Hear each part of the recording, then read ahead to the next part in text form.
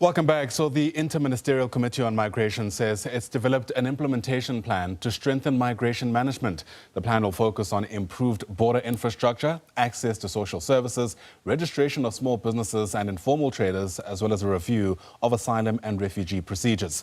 The IMC unveiled that plan during its media briefing yesterday, following its establishment by President Cyril Ramaphosa to coordinate government's work on migration in South Africa. Let's speak more about this plan and many other related issues with the Deputy Minister of Home Affairs, Njabulo Nzuza, who's with us now via our video link. It's great to have you on the program, DM. Thanks very much indeed for the time and the patience. Part of what was announced yesterday is that there'll be no establishment of any refugee camps in the country. Help us then understand how government then plans to deal with the transit needs of people who have opted to leave the country whilst awaiting that repatriation. Well, indeed, South Africa took a decision long time ago not to have refugee camps in the country. It is something that has been widely accepted by the global community, even within us as a country. But now we are faced with a situation of a problem of illegal immigration, movement of people into the country illegally. And then we have a responsibility to make sure that those who are in the country illegally, we actually deport them. I think if you look at the 10th of June, we deported about 980 Malawians from our deportation center in Lindela. Even as I'm speaking with you right now, there is a situation in Sherwood Park with quite a number of illegal people who are there. And about 1,307 of them have been verified all to be illegal. We have already started the process of moving them out of the country. We've had 8 buses that are moving them, moving about 418 adult females and 178 kids. So those who want to come into the country legally are welcome through our refugee and asylum seeker protection. They will not be in refugee camps. They're expected to integrate with the community and live amongst the community. What we're having a problem with those who cross the border illegally and become illegal in the country, and obviously we then have to deport them when we find them. A big part of what this plan requires is some kind of regional cooperation. And my understanding is that there are some kind of consultations taking place to ensure that companies that are operating outside South Africa but on the continent don't have some kind of, I don't know, reprisal attack because of the sentiment here at home. Are you getting that kind of cooperation, at least to the desired levels?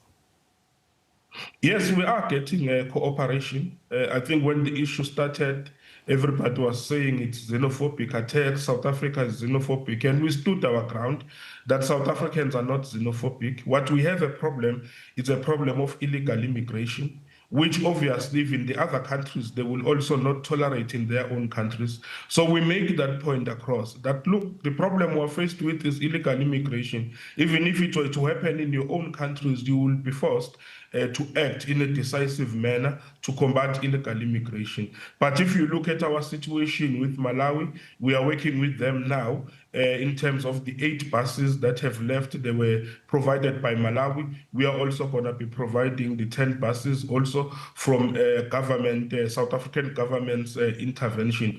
But one of the key points that we are raising, Ayanda, is the fact that all the countries of Africa need to also develop. They need to also focus on the negative issues that really cause people to move out of their own countries. And when we do that, then we'll have a balanced situation where we don't have economic migrants trekking more downwards, and then they masquerade as as asylum seekers, as well as if they are seeking a refuge in the country, whereas they are just running away from certain issues that have to do with economic impacts in their own countries. It's interesting you raised that, because I'm sure you've heard the criticism, which partly states that the reason why we're here to begin with is that the South African government has always turned the other way, if you like, when their counterparts on the continent weren't doing what they need in order to grow the economy, et cetera, et cetera. Is that fair criticism, at least with the benefit of hindsight? It's not fair criticism. It's not even an issue of I think, or it's not fair criticism. South Africa cannot be, responsible for managing the economies of other countries. All those countries, they are sovereign states. They have a responsibility to take care of their own citizens. They have a responsibility to also make sure that they brought in democracy. They have a responsibility to properly manage their countries. It is not out of our responsibility that we must do so. What we do as South Africa is that we meet with all these countries in various international platforms where we share good practice and so on. So that should be the case, but not that, no, South Africa, you are facing a problem of illegal movement of people in your own country because you are not helping other countries manage their economic issues and their social and welfare issues. I don't think it will be fair criticism. I mean, even the idea that perhaps we could have spoken out earlier about these issues. Well, we do raise these issues in various multilateral institutions and in various international platforms and in various structured ways, just as much as we will not want other countries to determine to South Africa how it must run its affairs or how it must conduct itself. But we meet in formal meetings. I know that the Minister of International Relations just recently had a meeting with other SADC countries in the Kruger National Park. Those are some of the platforms where these issues are then processed, these issues are then discussed. But it's not for South Africa to then go out in a media platform and point out other countries. But when we meet, we raise the issues and also share good practice. That's why we have institutions, even ourselves, just like BRICS, that will have joined to make sure that we understand how the global environment works and take those good practices, bring them to their own country. We encourage them to do the same, but we have to deal with the negative driving forces. Immigration should not be forced on anybody. They should be doing it voluntarily, regularly, within the ambits of the law. When it is forced on people, that is when it starts becoming illegal and irregular. So we must address the negative driving forces from those countries. Yeah, speaking about addressing some of those issues, closer to home, the Home Affairs Minister, Leon Schreiber, yesterday announcing that I think about 2,000 study visas had to be cancelled, presumably because, of course, they were given to people who either don't deserve it or are fraudulent. Help us understand the issue better, DM. I mean, how did it get to that point? What is typically the modus operandi here? Yeah, it got to that point when the system was vulnerable some time ago, where you had very corrupt officials who were working within the permitting unit. Subsequent to that, I think around 2020, if I'm not mistaken, 21, we then called on the SIU. We started firstly with the multidisciplinary task team because we could pick up that something is smelling in this unit, something is not right.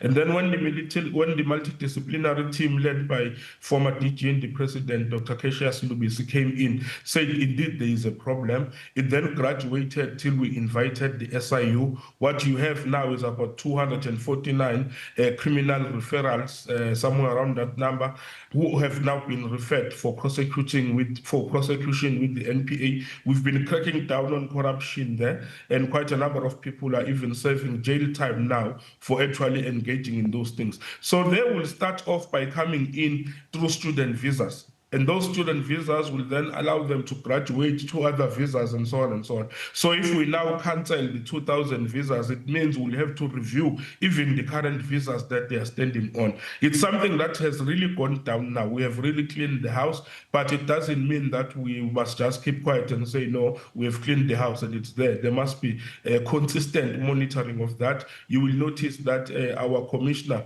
of the BMA, they were running an anti-corruption awareness campaign in Oshro point of entry, where you have people who are already serving jail time coming to tell their former colleagues that, look, colleague, it's not worth it. And I can tell you, even those former Home Affairs officials that we have not gotten into who might be involved in corruption, they must not sleep at night because we are definitely going to be affecting more arrests. Yeah, you speak about 249 criminal referrals. In layman's terms, what does that mean? I mean, how many officials from the department are actively under investigation?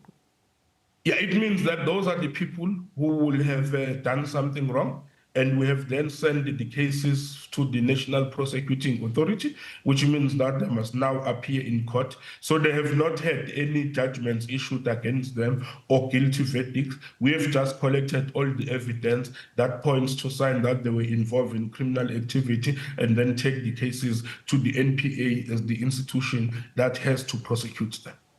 The sentiment yesterday, I think it was the chairperson of the IMC, was that all of this hasn't necessarily bode well for South Africa's image, generally speaking. And I know you work in Home Affairs, but I have to ask you the question around the extent to which you agree with that. I mean, have we managed this as best as we can?